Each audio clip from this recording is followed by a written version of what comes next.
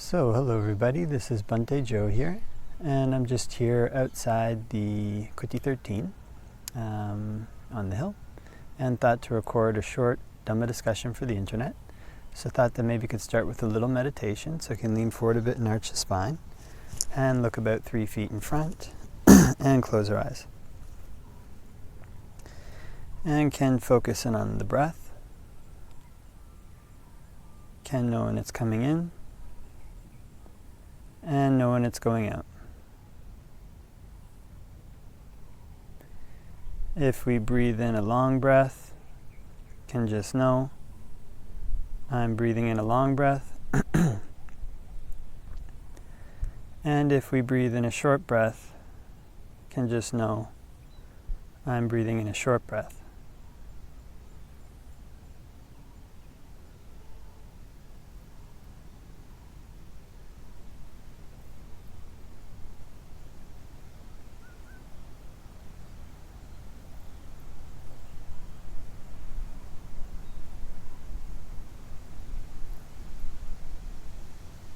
And can focus in on the breath at the tip of the nose.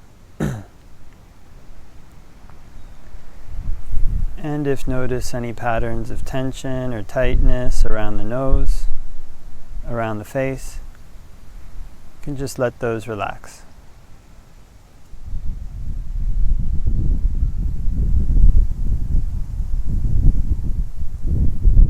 And can relax any patterns of tension around the cheeks, around the chin.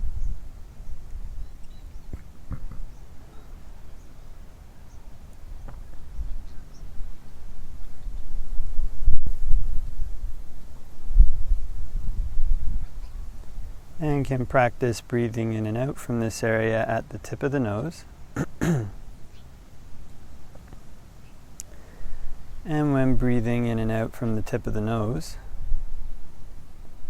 can be good to make awareness as continuous as possible, being aware all the way through the in-breath, as the in-breath turns to the out-breath, all the way through the out-breath, and as the out-breath turns back to the in-breath again. Trying to keep mindfulness as continuous as possible.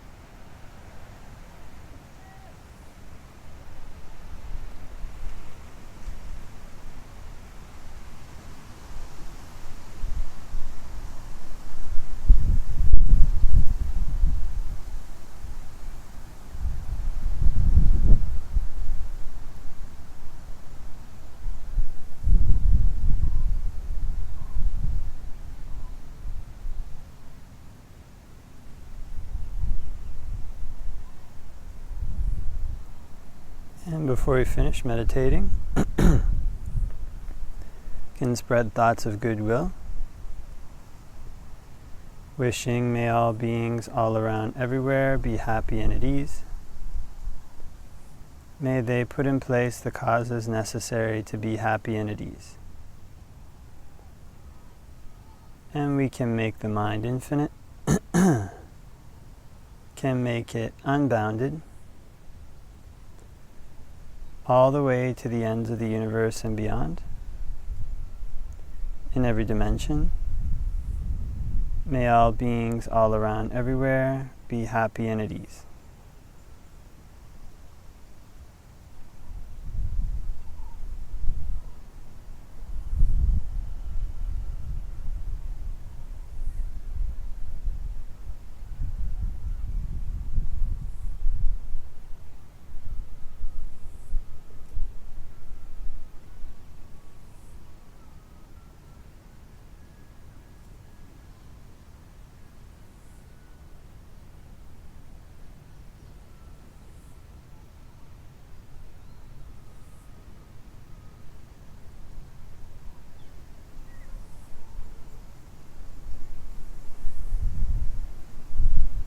Okay, and can open our eyes and do a short Dhamma discussion for the internet. Namo tassa bhagavato arahato samma sambuddhassa. Namo tassa bhagavato arahato samma sambuddhassa. Namo tassa bhagavato arahato samma sambuddhassa. Buddhaṃ saraṇaṃ gacchāmi, Dhammaṃ saraṇaṃ gacchāmi, Saṅghaṃ saraṇaṃ gacchāmi.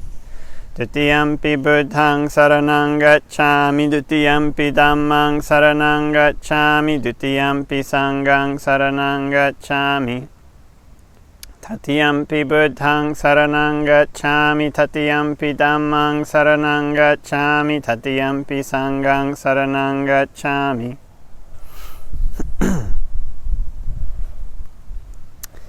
So hope that everybody is having a great day wherever it might be, and was asked the question a while back about how to balance this kind of wanting to go into solitude with also feelings of compassion for other people.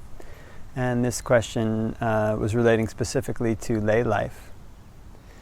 And so as a person starts to practice meditation more and try to calm their mind more, then more and more of their engagement with the usual worldly things can fall away. So more and more of their engagement with entertainment, more and more of their engagement with partying, more and more of their engagement with going out and meeting with friends, and these kind of things starts to fall away.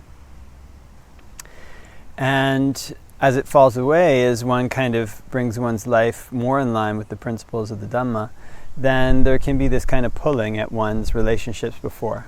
Because most of the relationships that one tends to have in the world are based on, not entirely, but the things that one does together with one's friends, or these various kinds of things kind of go out to seek entertainment, go out to sometimes party or drink, or not always, but basically going out to seek entertainment. And so when one stops doing these things, or does them much less, then that puts a kind of a strain on the relationship, or a pressure on the relationship. And then one step further than that is when one wants to develop meditation more and one wants to maybe try to stay alone, actually not interact much with other people. So all of these things are things that are in line with the Buddha's teachings, but they're things which pull against the usual way that people live their lives, especially in the lay world.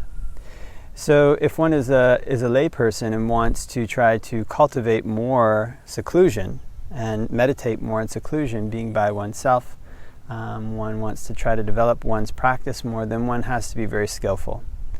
There's, in the monastic life, it's very kind of cut and dry. It tends to be, the Buddha made it very clear, like what monks can and can't do, and set up this role for monks where people basically expect them to spend their time meditating, and it's accepted. It's kind of seen as normal, and one is living in a community where other people are doing that. Other people are kind of going into seclusion. These kind of things are praised. For a layperson, though, if one has various responsibilities, like if one has children or various responsibilities at work or whatever it might be, then one has to try to strike a balance. And the thing about the lay life is there's so many different variations on this theme, kind of what one's relationship is to one's family, to one's children, how many children one has, how they're doing, how old they are, and what kind of job one has. Can one work from home? Does one have flexible hours? All these kind of things determine the degree to which one can balance one's responsibilities with one's desire to go into solitude. So one has to have this kind of sense of a kind of fulcrum point where it's, if one wants to remain a layperson, if one wants to maintain certain relationships, then one has to have this sense of a fulcrum point where the proper balance is between solitude and meditation and fulfilling the duties that one has in the world.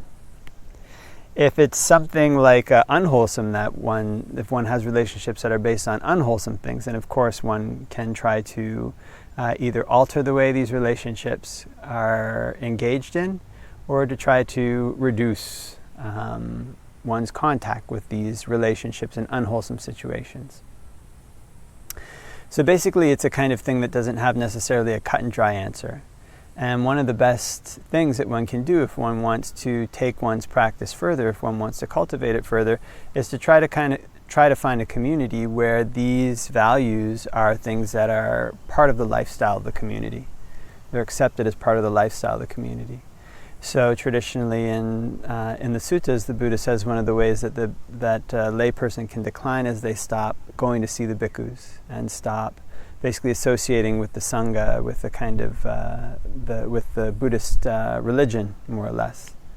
And one of the reasons for this is because this kind of thing, this lifestyle of going to seclusion, is understood by of course, the members of the sangha, but also the community surrounding the sangha. These kind of aspirations are better understood than they are in the world at large.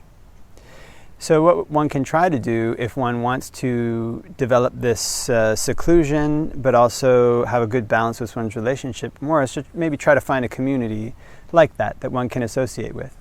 Because then one will be in a situation with like-minded people. One can discuss and see how they did it. And because the lay life is so varied with so many different factors, one can see how these people are managing and discuss with them, and then get better ideas on how to do for one's own life. Because oftentimes this kind of thing about how to balance seclusion with duties a layperson one might have in the world is something that's so specific that one can't just give a general broad shot advice.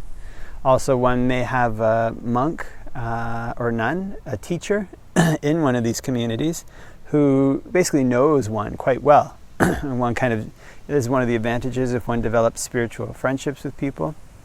They get to know one quite well. And as a result of that, then they can give more specific suggestions, more specific advice. So probably this is the best thing that one can do, one of the best things one can do in finding the balance between seclusion and compassion in the lay life. And then, of course, there's learning the skill oneself, learning how to try to develop this kind of fulcrum to seeing where the right fit is, where the right feel is, where the right balance is. If one wants to remain in the lay life, one wants to maintain these relationships, one can kind of have a feel of where that point of just right is. Where the point of just right is, okay, I'm fulfilling my responsibilities here enough. I'm feeling like I have good friendships, or I have friendships with people in a wholesome way enough. But I'm also devoting enough time towards practicing meditation that I feel like I'm moving forward. So in this way, keeping these two things in mind can help one to strike a healthy balance between seclusion and compassion, kind of seclusion in terms of practicing meditation on one's own, and still maintaining one's duties and responsibilities in the lay life. Okay, so I think leave that for reflection, and hope that everybody has a great day wherever it might be, and wishing you all the blessings of Dhamma practice.